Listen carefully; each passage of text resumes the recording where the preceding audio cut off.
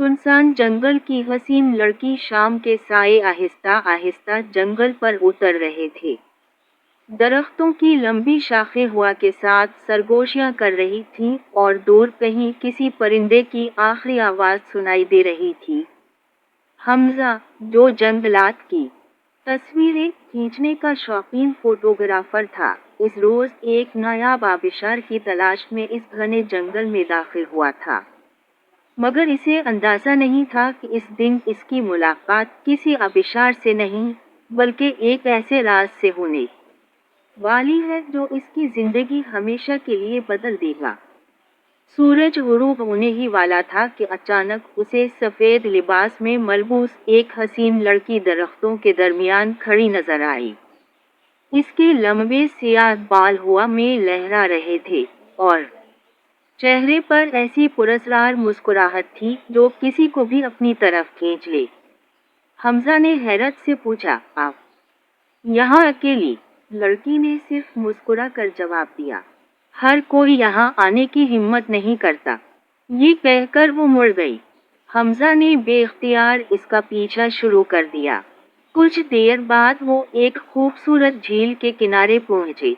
पानी इतना साफ था कि चांद की रोशनी इसमें आईने की तरह झलक रही थी। लड़की ने अपना नाम महक बताया। वो दोनों देर तक बातें करते रहे। महक की बातों में अजीब कशिश थी। ऐसा लगता था जैसे वो जंगल के हर दरख्त, हर रास्ते और हर आवाज को बरसों से जानती हो। हमजा को एहसास ही न हुआ कि कब रात गहरी हो गई। अचानक दूर से एक बूढ़े शख्स की आवाज आई, बेटा, फौरन वहां से वापस आ जाओ। हमजा चौंक गया। इसने मुड़ कर देखा तो एक जंगल का मुहाफिज हाथ में लालटेन लिए खड़ा था।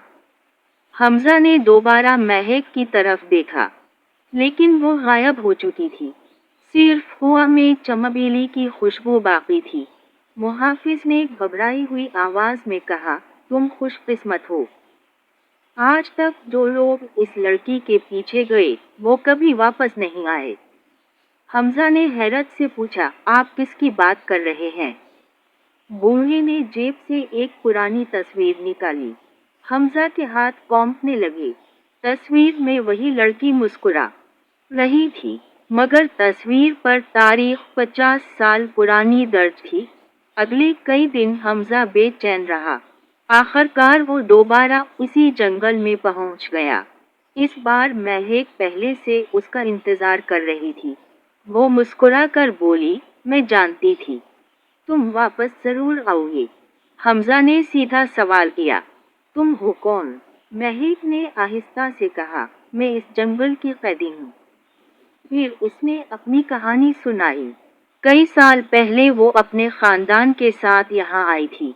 एक हादसे में सब बिछड़ गए। तब से वो उसी जंगल के राज से बंधी हुई थी। सिर्फ वही शख्स इसे आजाद कर सकता था जो खौफ से ज्यादा मोहब्बत पर यकीन रखता हो। हमजा खामोशी से सुनता रहा। उसी लम्हे जंगल में अचानक तेज आंधी चलने लगी। दरख्त जोर जोर से हिलने लगे। हर तरफ अजीब सी सरगोशियां गूंजने लगे। जमीन से धुंध उड़ने लगी। सियाह साए उन दोनों के गर्द घूमने लगे। महक ने घबरा कर हमजा का हाथ पकड़ लिया। ये जंगल हमें अलग करना चाहता है। हमजा ने मजबूती से उसका हाथ थाम लिया। मैं तुम्हें अकेला नहीं छोड़ूंगा। जैसे ही इसने ये अल्फाज कहे, जंगल के बीचों बीच खड़ा सदियों पुराना दरख्त एक जोरदार आवाज के साथ दो हिस्सों में तकसीम हो गया। तेज रोशनी पूरे जंगल में फैल गई।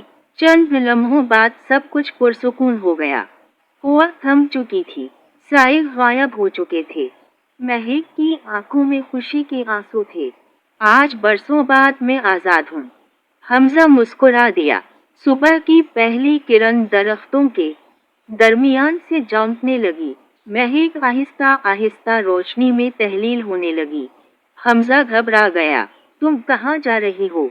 महक ने मुस्कुराते हुए कहा, कुछ मोहब्बतें साथ रहने के लिए नहीं होती, बल्कि हमेशा याद रहने के लिए होती हैं। یہ کہہ کر وہ صبح کی روشنی میں غائب ہو گئی۔ حمزہ نے ارد گرد دیکھا، وہی جنگل تھا، وہی جھیل تھی، مگر مہک کہیں نہیں تھی۔ صرف چمیلی کی ہلکی سی خوشبو ہوا میں باقی تھی۔